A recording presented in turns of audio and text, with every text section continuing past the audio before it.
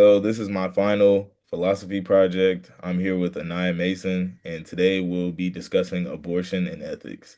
We'll be going through five arguments about abortion and ethics, and then Anaya will be creating three new arguments, and we will be breaking those down as well.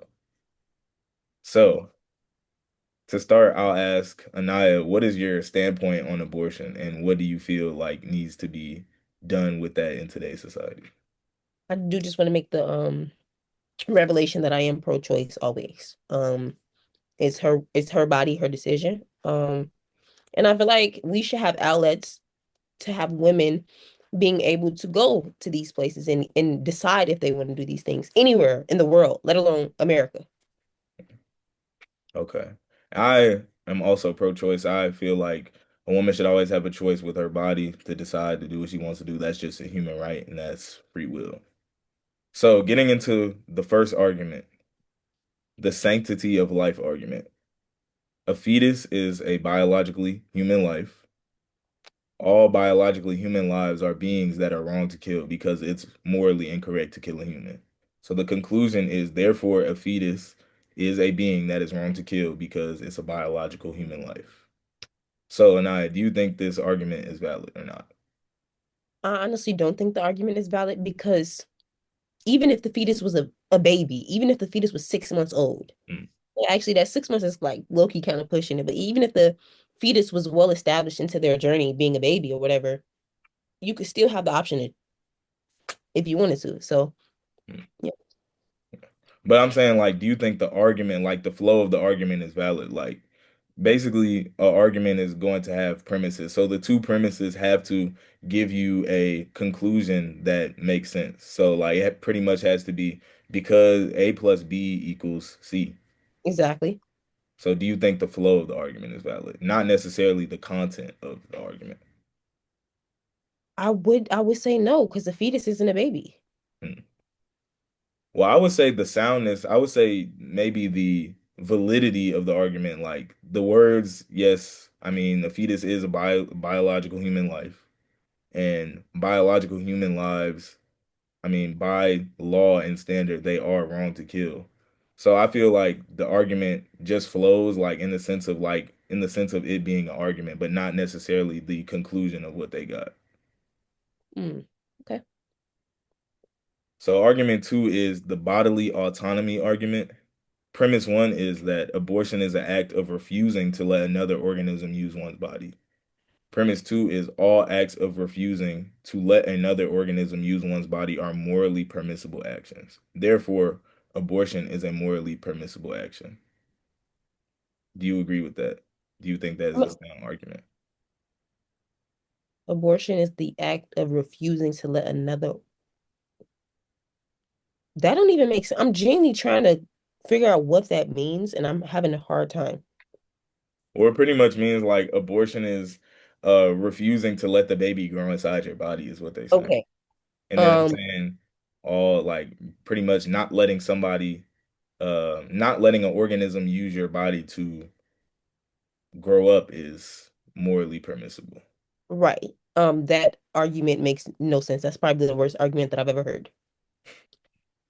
I could That also don't agree even with make sense to me because like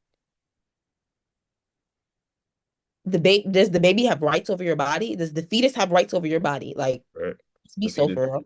the fetus does not have rights over your body. I agree. I don't think that argument is very sound just because it's like, you don't have to. You're not obligated to do anything. Like you're not morally obligated to get an abortion. Exactly. Argument three is called the future like ours argument. So premise one is a fetus is a being that has a future like ours, pretty much like a future, they'll be able to grow up and have experiences like make money, do good things. Premise two is all beings that have a future like ours are wrong to kill because every human has the right to pursue happiness. Every human has the right to pursue happiness. So the conclusion is therefore a fetus is wrong to kill. Do you feel if that argument is valid? I don't think it's a valid argument. However, I do see how people would think it is valid. Mhm. One being like, what if the what if the mother's body was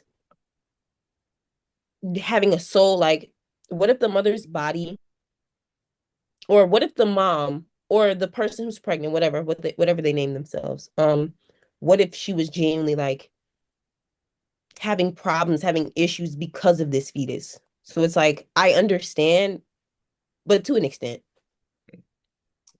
I definitely think the argument is not sound, but is valid just in the flow of like obviously the premises kind of make sense in the term of it leading up to the conclusion, but I don't think like obviously I don't agree with the point of abortion being wrong. So I don't think it's sound. And I feel like that's not really an A plus B equals C type of conclusion because Right. it's like that would be the conclusion to me. I would rework the conclusion and say that's why, therefore, people should think before having an Right. abortion. Not that's the reason why abortion is wrong.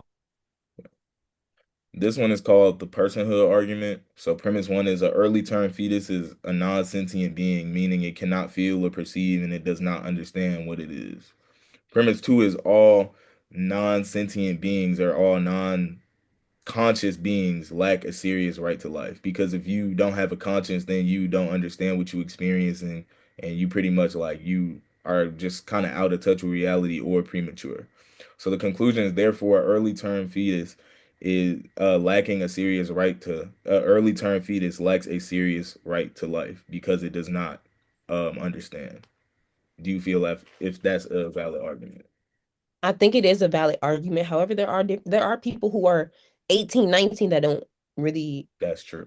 yeah, there are people that don't really know what they're doing or have a conscience enough to really have decide what is wrong, what is right, whatever. Right. However, I do believe that that is a valid argument. Yeah, I believe it's a valid argument as well because fetuses can't feel or perceive. Although there are people who are of a like there are people in vegetative states who are older. There are people who just may not be able to perceive or can feel things. But I do think that early term fetus lacks serious right to life just because it's not a human yet. And when we say early term fetus, how many weeks are we saying? Well, I don't honestly I don't know how many weeks you have to like how many weeks what's the cutoff to where you can get an abortion, but in that somewhere in that period. Okay. And then the last argument is the potential argument. A fetus is a potential person, is premise one. Premise two is all potential people possess the rights of people, of actual people. So therefore, a fetus is a being that possesses the rights of actual people. Do you No, think I don't. argument? No, that doesn't make sense to me because it's like I get that the fetus could possibly become a human being, but a fetus could also not become a human being. That's true. So it's like, no, I don't agree with that one. Yeah, I agree with premise one. Premise one is obviously true with the fetus being a potential person, but premise two isn't necessarily true, saying all potential people are possess the rights of actual people because you don't get your rights until you're in the world. And I was just about to say there are a lot of people that get their rights taken away from them as well. Exactly. There are a lot of people that get their rights taken away from them as well.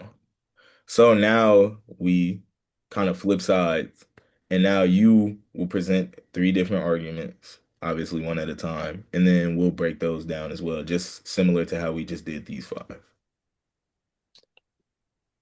Okay. All right. The first premise is abortion is the act of interfering with God's will. Well, quote unquote, playing with God. And the Okay. second premise is all acts of interfering with God or God's will is morally wrong. Therefore, abortion is morally wrong. Hmm. Do I think that's a valid argument? I don't think that's a valid argument because that argument can't apply to all people because you use God. And religion is something that's completely optional. Like I'm Christian. I don't know if you're religious, but I there are a am. lot of people in the world who are not religious. Like they don't believe in a higher power. So you would tell them God's will, and they'd be like, what is God's will? Like, I don't believe in God. I just, live my life. So I don't think that's a valid argument because you can't use something. You have to when arguing a point like this, you have to use something that's applicable to everyone, and God's will is not applicable to everybody. And even if it is applicable to people with religion, different gods have like different, like every religion is different for the most part. Can I say something now? Of course. I also have to I could see why someone would disagree with those premises because it's like I will always advocate for the mom. So say for example her circumstances are not what they she can't buy groceries, she can't live on her own, things like that. So it's Mm, like I think that those are valid reasons as to why abortion is, I wouldn't say it's interfering with God's will, but it's like right. we have to really just look at circumstances for what they are. Right. Right. My second formulation, I would say abortion is an action that prevents children from being born into absolute poverty. Um, all actions that prevent children from being born into absolute poverty are morally good actions. Therefore, abortion is morally good, a good action. Hmm. I don't. I don't necessarily know how to feel about this. I do feel abortion. I don't think abortion is an action that prevents children from being born to absolute poverty. Abortion can be an action that prevents children from being born to absolute poverty. Now, all actions that prevent children from being born into absolute poverty can be morally good actions, but I don't think abortion, I don't think the conclusion, I don't think abortion is a morally good action. I don't think that's the best thing to use. I feel like abortion is morally permissible, meaning that it can pass. Like it's not something that you will be frowned upon for doing. Hmm. And especially if the reason why you were doing Right, it is because of poverty. right. Um, I also want to say like everything is when it comes to the topic of abortion, it's circumstantial. Like it literally just depends on your circumstances, period. Mm, And then my last formulation, I would say abortion is the action that inflicts pain on a living being. mm. All actions that inflict pain on a living being are morally wrong. Therefore, abortion is morally wrong. Now, premise one is true. I mean, well, is I don't know the process of how abortion works, so I don't know if abortion is painful or not. But I do know that all actions that inflict pain on a more on a living being are not morally wrong because you don't know why somebody is having pain inflicted upon them. Like if like a person, like a man in the military defending his country and he shoots a opposing soldier, that's inflicting pain on him, but that's not morally wrong because that's something that he has to do. Or a kid getting a beating, like let's say a kid threw away his dad's job hard drive and he gets a whooping. He's getting whooped. That's painful, but it's not morally wrong because he did something incorrect. So I don't think abortion, I don't think the premises, I can see where the premises may be trying to lead up to the conclusion, but I don't think that these are the best premises to get the conclusion that they are trying to get. And then I also think there's a little bit of holes in the first premise. It's like, are we talking about the fetus or are we talking about the mother? Exactly. And secondly, say for example, you were a nurse or a doctor. I don't like needles, and I had to get like six, seven of them last week. They were inflicting pain on me, but they were helping me. Right. So it's like, yeah, no, I don't agree with that one. Okay. Well, so how do you feel after that? Like, what's your reflection or reflection on kind of this conversation about abortion and ethics? I would just say